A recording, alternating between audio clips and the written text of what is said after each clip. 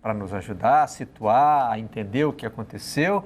A gente tem a honra de receber aqui no Redação Sport TV a Cecília Malan, direto do nosso escritório em Londres. Cecília, saudade de você, do escritório, de Londres, de tudo.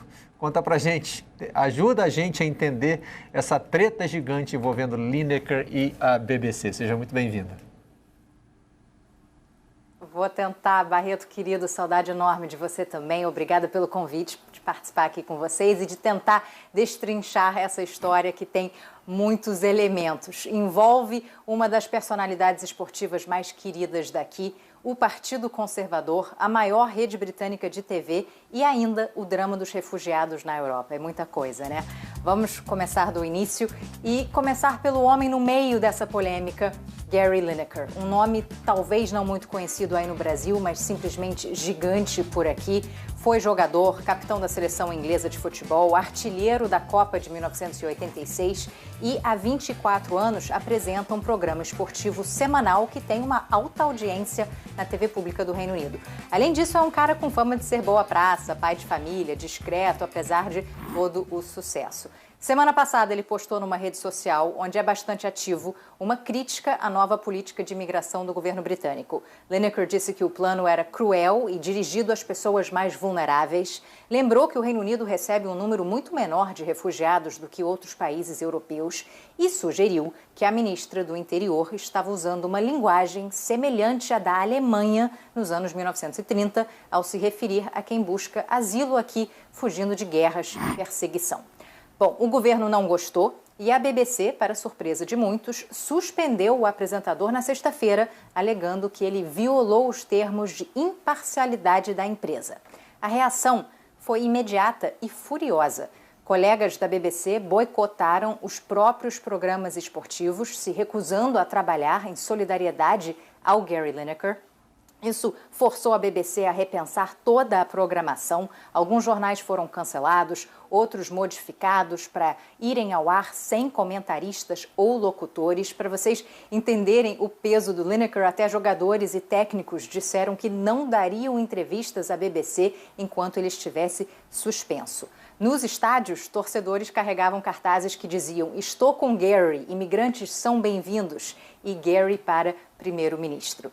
Nas redes sociais, personalidades e desconhecidos defenderam o direito à liberdade de expressão de Lineker, argumentaram que ele não é jornalista contratado da BBC, de quem a imparcialidade é esperada e cobrada. O contrato dele, inclusive, é de freelancer esportivo. E mais, Lineker não deu a opinião dele ao vivo no papel de apresentador. Foi numa rede social pessoal, no papel de cidadão. A BBC, Barreto, não esperava essa reação e os dias seguintes mergulharam a emissora numa das maiores crises de credibilidade dos últimos tempos. Acusada de se curvar diante do governo, a rede tentou amenizar a situação. Em nota, disse que nunca esperou que Gary Lineker fosse uma zona livre de opinião, mas que ele deveria evitar tomar lado em questões partidárias ou controvérsias políticas. Não convenceu.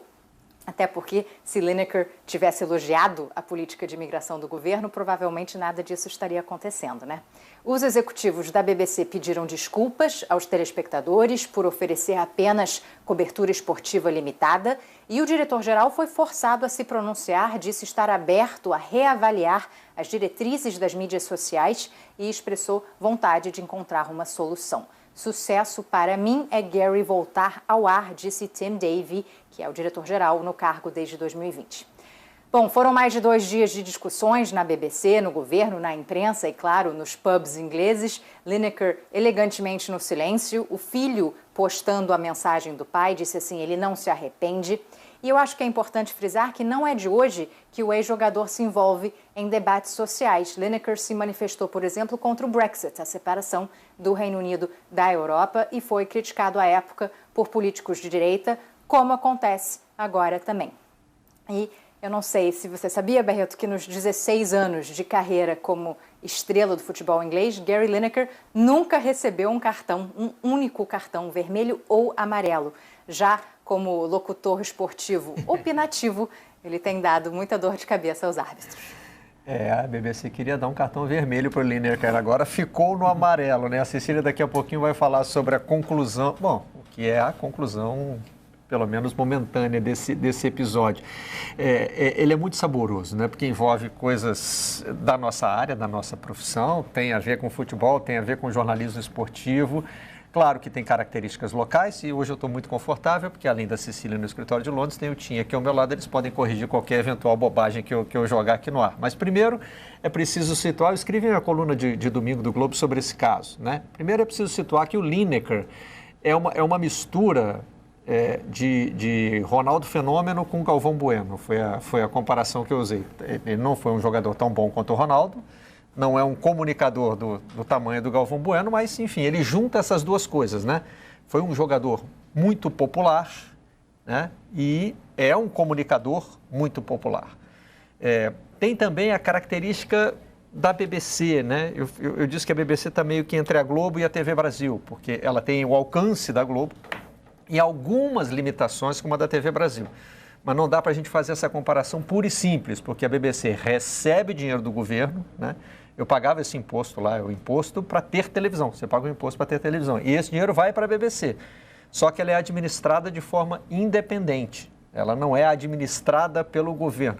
Tanto que uma dessas entrevistas do diretor da BBC foi dada à BBC, né? Sim. Esse é um modelo que normalmente, quem não é da Inglaterra, estranha um pouco, né, Tim? Isso é o lado melhor da BBC. Tratou assim como história, como notícia, e fazer entrevistas. A relação da BBC com o governo é complicado, porque a BBC é do Estado e não é do governo, mas chefia é nomeado pelo governo. Então, a chefia, todos aí, têm ligações muito fortes com o Partido Conservador. Todos. Aí a coisa de imparcialidade já começa a ficar fraco. E quando você veja a quantidade de vezes que pessoas da BBC faz mídia social, mensagens do lado direito, nada acontece. Até a própria Lineker. O Lineker está sendo pintado como esquerdista. Ele vai falar que ele ocupa o centro. Mas é só quando uma posição visto com a esquerda que vira um problema. Até o BBC, durante muitos anos, tem o jornalista político mais importante, Andrew Neil, grande jornalista, grande entrevistador, é abertamente do lado direito, editor de uma revista, The Spectator, que é... Então, a coisa da imparcialidade começa a ficar muito complicado. Além disso, e isso onde eu acho que nossa área é muito importante, não tem imparcialidade, companheiros, entre verdade e mentira. Muita gente está querendo puxar a gente para imparcialidade entre essas posições. Não tem. Então, quando o Lineker vai para a mídia social para falar... Não tem meio do caminho, né, entre a verdade e a mentira. Você está de um lado, quando ele vai para a mídia social para falar, Grã-Bretanha aceita bastante menos refugiados do que os outros países da Europa Ocidental. Isso não é opinião. Isso é fato. Quando ele fala que a linguagem, não a prática, mas a prática sempre começa com linguagem. Quando ele fala que a linguagem tem ecos do Alemanha da década de 30, é fato. Eles estão falando em invasores. Sabe quantos invasores tem? Tipo 50 mil por ano, por esse modo ilegal de barquinhos. Até porque os métodos legais de ser refugiado ficaram muito complicados, empurraram para a ilegalidade. 50 mil pessoas, e menos que vão num estádio de futebol. Isso é invasão? Então, ele falou coisas que são fatos. Isso não é questão de imparcialidade, isso é fato. Pois é, mas parcial ou imparcial, aí tem outro caso envolvendo a figura pública do Lineker que eu queria abordar, mas eu tive a impressão de que a Cecília chamou, só queria me certificar, senão a gente segue por aqui. Diga, Cecília. Não, eu só ia complementar o Tim, que falou tão bem sobre essa ligação BBC e governo. de fato, o governo nomeia participantes do conselho da BBC, mas não do time editorial da BBC. E essa é uma diferenciação importante a ser feita. Então, por exemplo, o presidente do conselho da BBC atualmente está sob bastante pressão para renunciar ao cargo, justamente por ligações estreitas com o Partido Conservador. Tem até uma história aí de uma doação muito significativa ao Partido Conservador. Então, a BBC agora se mergulhou aí nessa crise existencial, digamos assim, e vai ser cobrada por isso. O quanto que ela pode cobrar imparcialidade dos seus funcionários, dos seus colaboradores, dos seus freelancers, e o quanto ela segue essas mesmas orientações. Esse é o ponto. Tem até um tweet muito divertido que lista várias palavras em inglês e em que a primeira letra é muda, né? E a última palavra é imigração, a BBC é muda, né? Então eles vão apontando várias, né, palavras aleatórias e no fim, imigração, a BBC muda porque não quer se pronunciar sobre o caso. E aí é que entra talvez o ponto mais universal dessa história, né? Qual é a BBC tem essa questão da neutralidade registrada na lei, na sua composição legal. Então ela realmente tem que tomar muito cuidado com isso. Ok. Mas qual é o alcance da BBC para tratar do que vai falar um funcionário seu numa rede social, né? Um funcionário freelancer. É freelance, ele não é o staff, ele é pois freelance. Esse é um debate que pode existir em qualquer país, existe aqui no Brasil, né? Porque tem dois aspectos aí. Primeiro que a rede social ela é uma mistura de público e privado. Não, assim, as alegações de que, não, mas eu estou fazendo na minha rede... eu até brinquei com isso. Você não consegue nem na rede social separar quem é robô de quem é pessoa. Imagina se você conseguiria, né, pegar todos os quase 9 milhões de seguidores do Lineker no Twitter e dizer assim, não, esse aqui segue o Lineker por causa da BBC. Esse aqui segue porque ele era artilheiro da Copa de 86. E esse aqui segue porque ele é legal, porque achou o Lineker... É impossível fazer essa distinção, né? Então ali tem uma mistura de todas as coisas. Raramente você está falando só em seu próprio nome. Porque você não está sendo seguido só por quem você é. Por quem você é, sei lá, na sua origem, na sua vida familiar. Não é isso. Você está sendo seguido pelo que você é como profissional. E o Lineker hoje, o que ele é como profissional? Ele é ex-jogador de futebol ou ele é apresentador de televisão? Ele é uma mistura dessas duas coisas, né? Mas ele está falando num espaço que não pertence à BBC também, por outro lado, né? Então, qual é a autonomia que a BBC tem de dizer assim, olha, nesse outro ambiente aí, você não pode falar coisas que vão afetar o meu compromisso com a neutralidade. Inclusive, se eu não me engano, o acordo, Cecília pode me corrigir se eu estiver errado, o acordo vai ter uma empresa independente que vai fazer um novo guideline de regras sobre como os colaboradores da BBC devem ou não se comportar. Exatamente. Nas redes sociais. Então, essa camada que a gente ainda não tem uma resposta clara, né, sobre o que é o melhor modelo.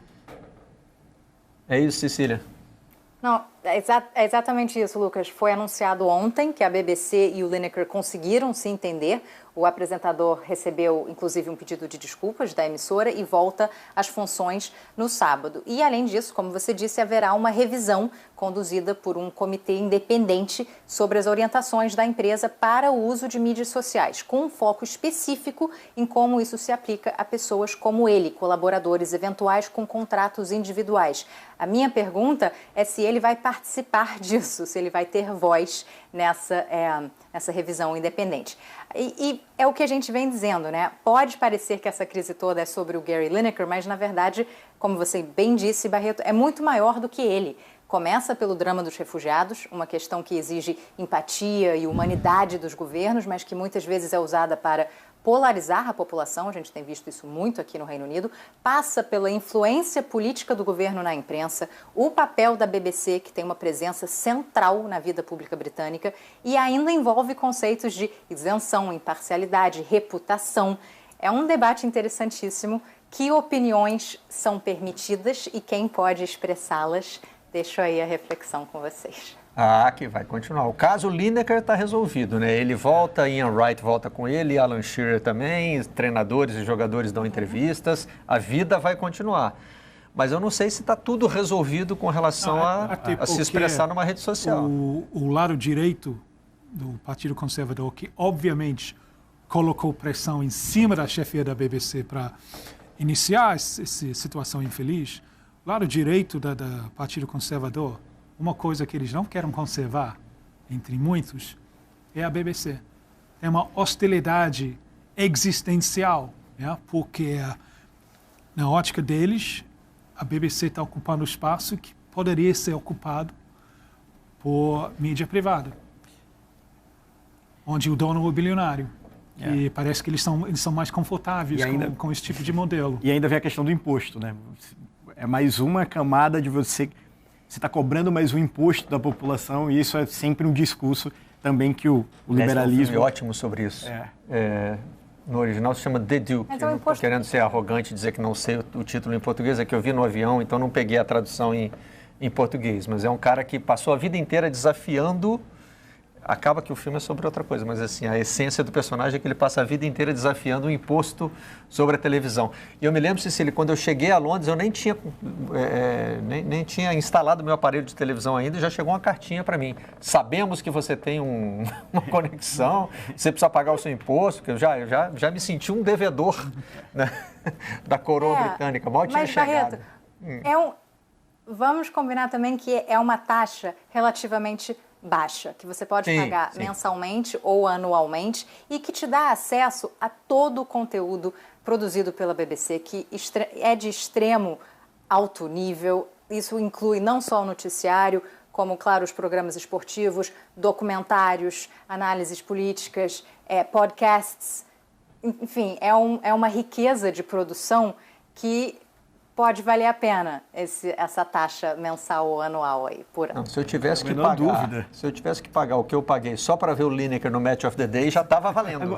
Sabe como tinha muito mais. Como eu entrei na BBC como freelancer, fazendo um documentário com Lineker. Eu passei 2, 3 semanas com ele, filmando um documentário aqui, 97. Cecília, eu posso te contar que ele é bastante conhecido no Brasil. Muita gente aproximando para falar, olha, eu dei o meu filho o nome de Lineker. Eu levei ele para... Isso foi um ponto bem negativo que eu dei para ele na época. Eu levei ele para um show de Elza Soares. Em 97, Elza Soares estava... Ele não estava muito... Não gostou muito, não. É interessante ver o crescimento dele como ser humano, até. Porque naquela época, ele sempre foi muito inteligente, muito curioso. Mas naquela época da vida dele, eu acho que ele estava mais fissurado em revistas de golfe e qualquer outra coisa. Eu acho que hoje em dia, infelizmente, não daria para levar ele para um show de Elza Soares. Mas eu acho que hoje em dia, se isso fosse possível, ele ia curtir muito mais. Eu só queria colocar um ponto a mais nessa discussão que é tão complexa e tão recheada de elementos, que é o produto que o Gary comenta brilhantemente todo sábado na televisão, é baseado na qualificação vinda da imigração. Se a Premier League hoje tem o melhor campeonato do mundo com os melhores jogadores, é porque abriu as portas para os imigrantes jogarem bola lá e qualificar. Não, se você come bem na Inglaterra hoje em dia é por causa de imigração. Se fish and chips vem da tradição judia, né? Curry. Índia. É uma coisa da tradição indiana que aconteceu na Inglaterra, na Grã-Bretanha, Escócia até.